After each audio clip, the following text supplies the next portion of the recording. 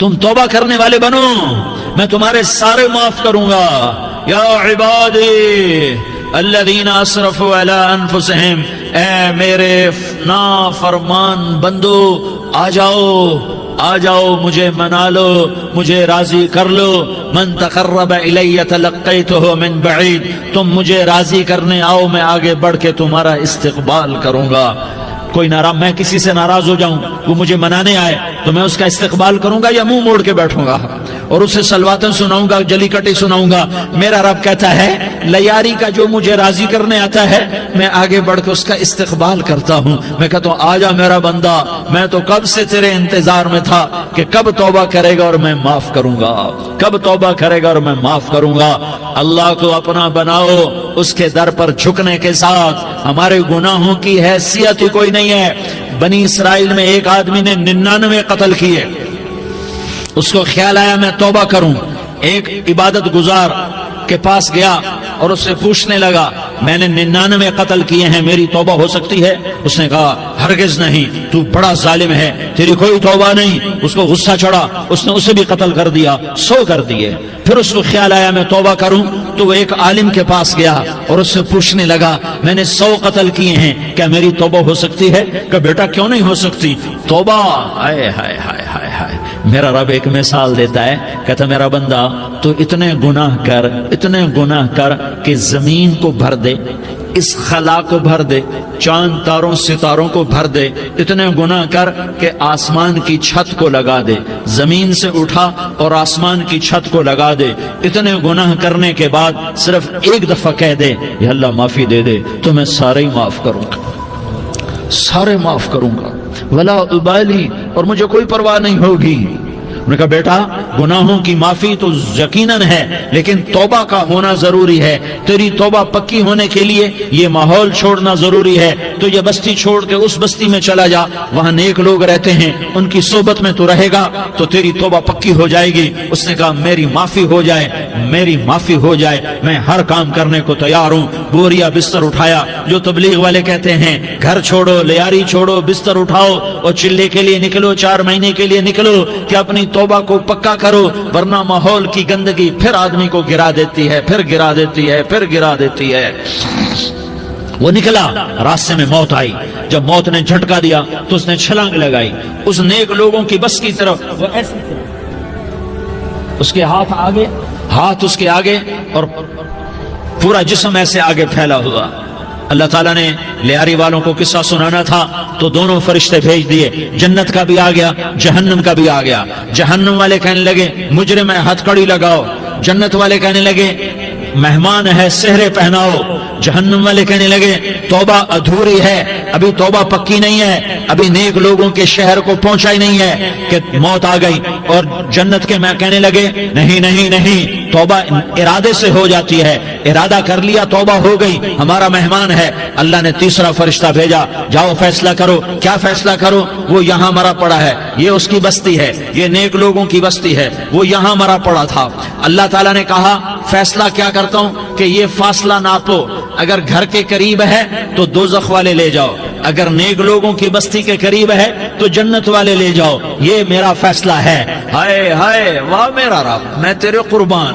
ہوا کیا تھا؟ وہ گھر کے قریب تھا اور نیک لوگوں کی بستی سے دور تھا۔ جب ناپنے لگے تو اللہ تعالیٰ نے ادھر والی زمین سے کہا جو نیک لوگوں کی بستی کی طرف سے تھی، اللہ تعالیٰ نے اس زمین سے کہا سکڑ جا، اور جو گھر والی زمین تھی اس کو کہا پھیل جا۔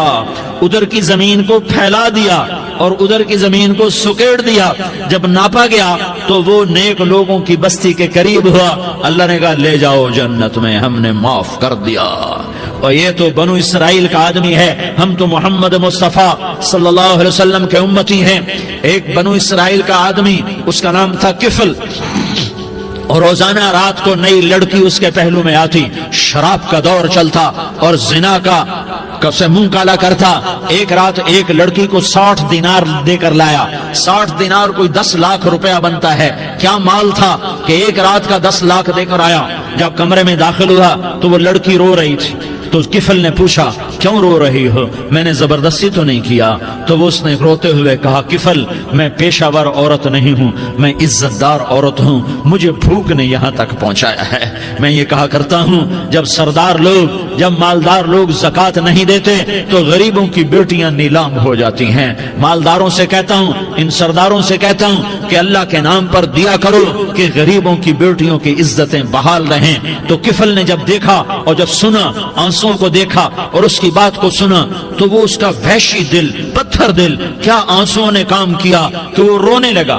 کفل رونے لگا اور کہنے لگا بہن جس عزت سے آئی تھی اسی عزت سے واپس چلی جا، اور میں بڑا کتا انسان ہوں، میں بہت گندا انسان ہوں، میں تیرے آنسوں کے طفیل توبہ کرتا ہوں، تو میرے لیے دعا کر دے، اللہ میری بخشش کر دے، اور تو چلی جا اپنی عزت کی سلامتی کے ساتھ، اور جو مال میں نے تمہیں دیا تھا تمہیں ہدیہ۔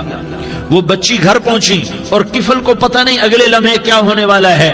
تھوڑی دیر کے بعد کفل مر گیا، اچانک جوانی میں موت آ گئی۔ کفل کو نہیں پتا تھا کہ میری زندگی کی چند گھڑیاں باقی ہیں، ساری زندگی زنا شراب میں گزری، آخری چند لمحے میں توبہ کی، اب میرے اللہ نے کیا کیا؟ اللہ کے بن جاؤ، ہاتھ جوڑتا ہوں، اللہ کے بن جاؤ، اللہ کو اپنا بنا لو، اللہ کو اپنا بنا لو، اللہ کو اپنا بنا لو، اللہ سے دوستی لگا لو، اللہ سے یاری لگا لو، اللہ کے آگے سر جھکا لو، ایک دوسرے سے محبت والے بن جاؤ۔ ہاں یہ وہ شخص تھا، کل اس کی میت کو دیکھ کر کوئی اس کو کندھا دینے نہ تھا، اس کے اپنے بھی اس کو غسل نہ دیتے، اس کے اپنے اس کو کفن نہ دیتے، یہ ایسا ظالم بدماش نافرمان تھا۔ ہاں سنو، کفل موسیٰ علیہ السلام کا امتی، طارق جمیل محمد مصطفیٰ کا امتی، سردار عزیر محمد مصطفیٰ کا امتی، ہمارے پیچھے محمد مصطفیٰ کے آنسو ہیں، آہیں ہیں، سسکیاں ہیں، فریادیں ہیں، دعائیں ہیں۔ یہ بنی اسرائیل کے گناہگار کے لیے کیا کر دیا۔ اگر یہ صبح پایا جاتا مردہ تو اس کا کوئی کندھا دینے والا نہ ہوتا، نہلانے والا نہ ہوتا، اسے پتھروں میں دبا دیتے۔ صبح ہوئی تو لوگوں نے دیکھا کفل کے دروازے پر بہت بڑا جیسے بینر لگا دیا جاتا ہے، پورا بینر لگا ہوا تھا، کفل کے دروازے پر لکھا ہوا تھا ان اللہ قد غفر للکفل، لوگوں اللہ نے کفل کو معاف کر دیا۔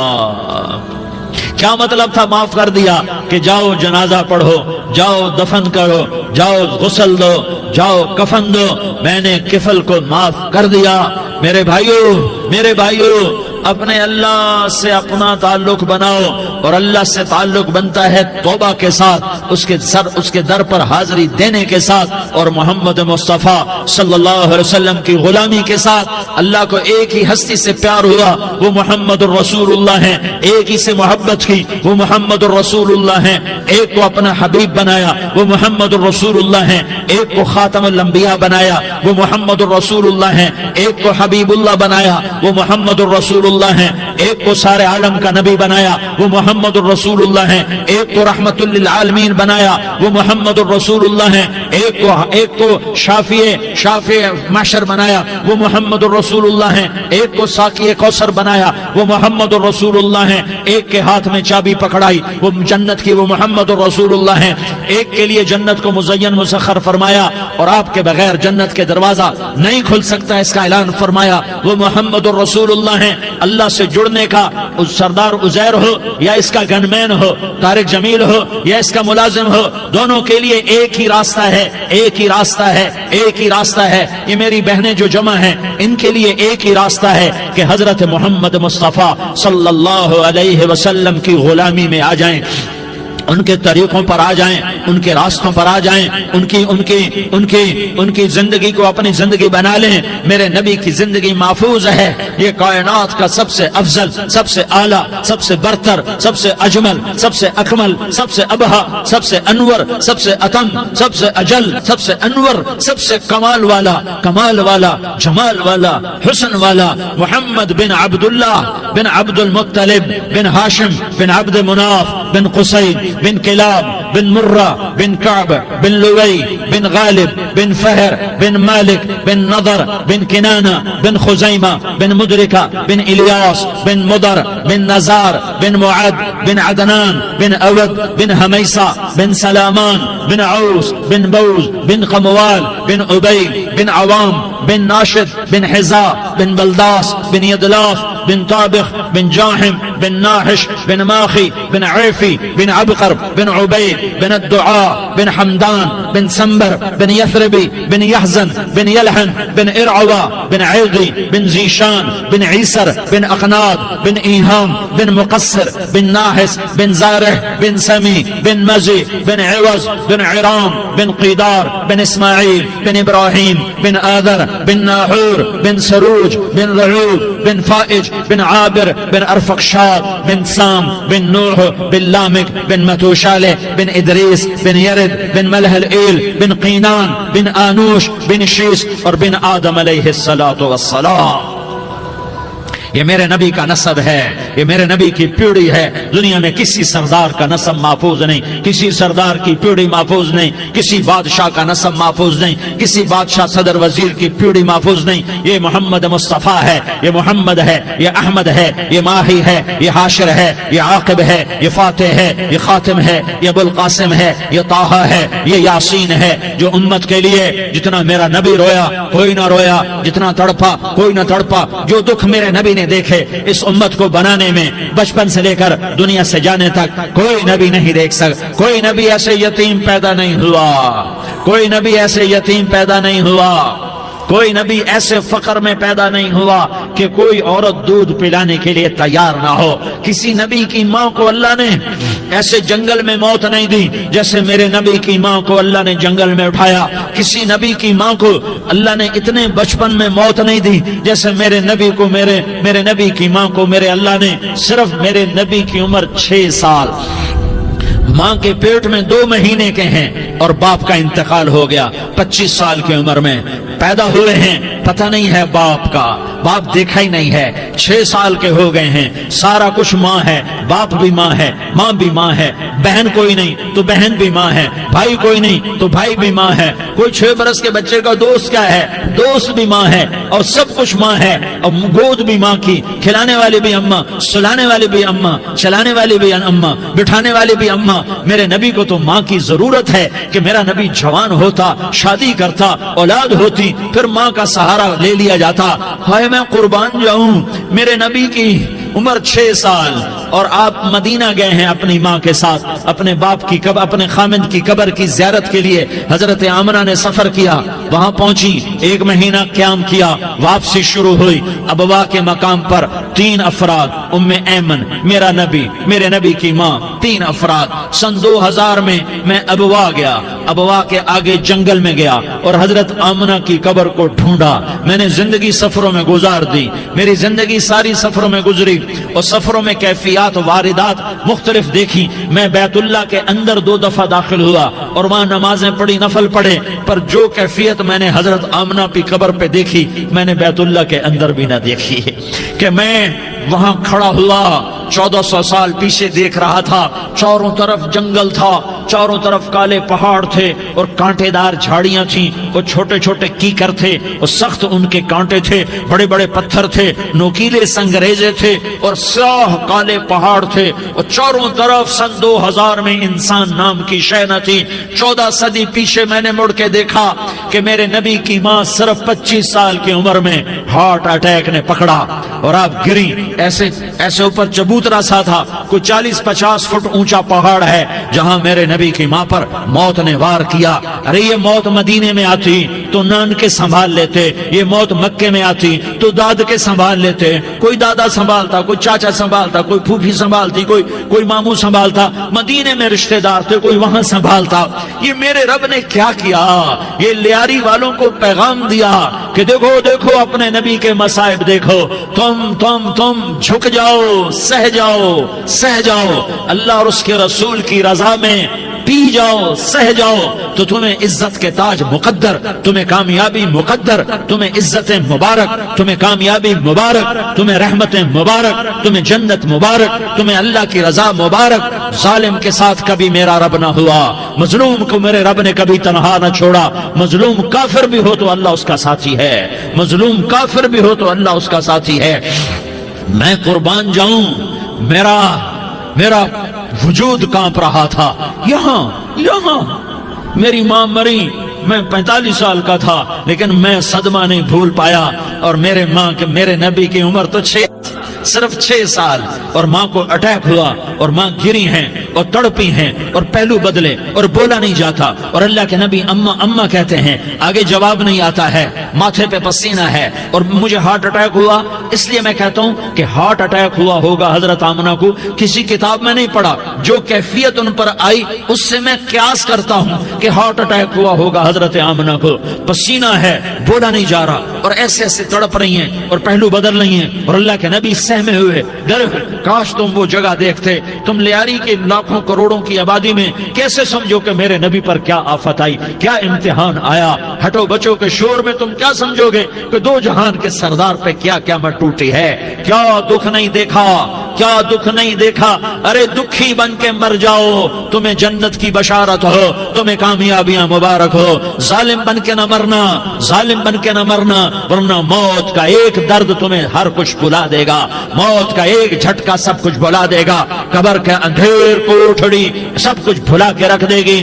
پھر میرے نبی کہتے اماں اماں، جواب نہ آیا۔ پھر ماں نے ہمت کو جمع کیا اور چند بول بولے، بیٹا کل حی میت وکل جدید بال وانی ولدت طہرا۔ یہ میرے نبی کی ماں کے الفاظ تھے، بیٹا ہر جوانی نے ڈھلنا ہے اور ہر زندہ نے مرنا ہے۔ مجھے لگتا ہے میرا وقت پورا ہو چکا ہے، لیکن میں نے ایک بچے کو جنم دیا ہے جو ساری کائنات کو پاک کر دے گا، روشن کر دے گا۔ اور جان نکل گئی، اور میرا نبی ماں کے سینے پہ سر رکھے رویا ہے، اور کوئی آنسو پوچھنے والا نہیں ہے۔ ایک نوکرانی ایمن ہے، وہ کہاں تسلیاں دیتی۔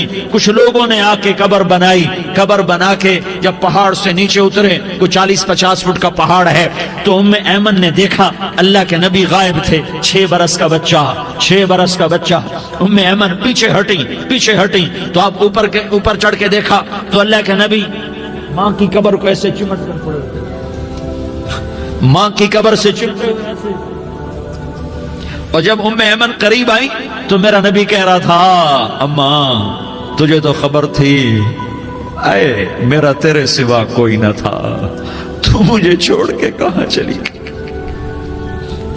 تم اس کے امتی ہو جس نے ماں کی گود سے دکھ دیکھنے شروع کیے۔ تم اپنی خوشیوں کے لیے اوروں کے چراغ بجھاتے ہو، تم اپنے گھر آباد کرنے کے لیے اوروں کے گھر برباد کرتے ہو۔ کیا موت نہیں آئی؟ کیا اللہ کہیں چلا گیا ہے؟ کیا جہنم بجھ گئی ہے؟ کیا جنت کو آگ لگ گئی ہے؟ ارے تو 2 جہان کا سردار تھا، تجھے تو پھولوں کی سیج ملتی، تاروں بھرے تیرے لیے زمانے ہوتے، جبریل تیرے لیے خدمت کو اترتا، اور یہاں 6 سال کا بچہ۔ ان ماؤں سے پوچھو 6 سال کے بچے کی کیا جذبات ہوتے۔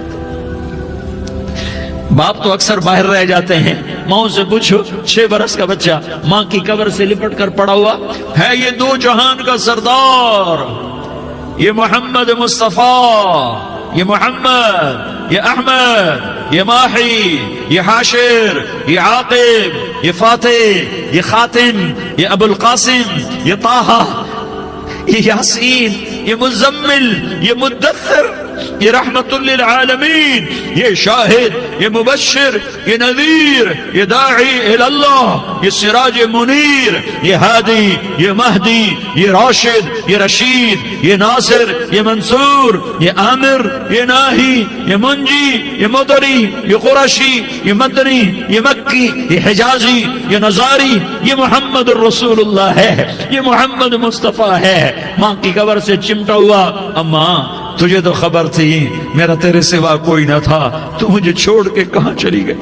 میں تیرے بغیر کدھر جاؤں گا؟ ام ایمن نے پکڑا، اٹھو بیٹا محمد، کہا اماں مجھے، یہ بھی ماں ہے، انہوں نے بھی دودھ پلایا ہوا ہے، اماں مجھے چھوڑ دو، میں اپنی ماں کے بغیر کہیں نہیں جا سکتا۔ ام ایمن نے کھینچا، اونٹنی پر بٹھایا، مکے تک میرے نبی نے کیا کیا آہیں نہ بھری اور کیا کیا آنسو نہ بہائے اور کیا کیا رو رو کے نہ دکھایا کہ پہاڑ بھی روئے، ابوا کے پہاڑ روئے، ابوا کی مٹی تر ہو گئی اور ابوا کے پہاڑ پگھل گئے، اور یہ پیغام دیا ہے کہ محمد مصطفیٰ صلی اللہ تعالی علیہ وسلم جیسی ہستی پہ اگر دکھ آ سکتے ہیں تو امت پر بھی آئیں، تو نافرمانی کا راستہ اختیار نہ کرو، فرما برداری کا راستہ اختیار کرو۔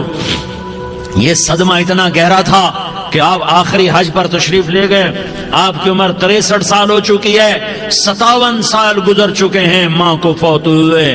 آپ نے جب ابوا کے قریب پہنچے تو آپ نے اونٹنی کی لگام کو ماں کی قبر کی طرف پھیر دیا۔ 70,000 کا قافلہ ساتھ ہے، ابوا کی وادی میں انتظام ہو چکا ہے قافلے کے ٹھہرنے کا۔ ماں کی قبر پر پہنچے، اونٹنی سے اتر گئے اور ماں کی قبر پر ایسے بیٹھے، دیکھو جیسے میں بیٹھا ہوں، اپنے گھٹنے اٹھا لیے اور سرانے بیٹھ کر گھٹنوں پہ ایسے ہاتھ رکھے دونوں اور سر گھٹنوں میں دیا، جیسے چھوٹے بچے ایسے کر کے روتے ہیں، گھٹنوں میں سر دے کر اپریل کی سخت دھوپ میں کئی گھنٹے ماں کی قبر پر بیٹھ کر آنسو بہاتے رہے اور روتے رہے اور اس تمنا کا اظہار کیا، کاش میری ماں زندہ ہوتی۔ اکثر نوجوان بیٹھے ہو، سنو، ماؤں کی قدر جانو، ماؤں کا مقام پہچانو، ماؤں کا مقام پہچانو۔ کاش میری ماں زندہ ہوتی تو میں اپنی ماں کی ایسی خدمت کرتا کہ میں عشاء کی نماز کے مصلی پر ہوتا اور میں سورۃ فاتحہ شروع کر چکا ہوتا، اور ادھر سے میری ماں کہتی، محمد تو میں ماں کے لیے نماز توڑ دیتا۔ میں کہتا، لبیک یا اماں، اماں جی میں حاضر ہوں۔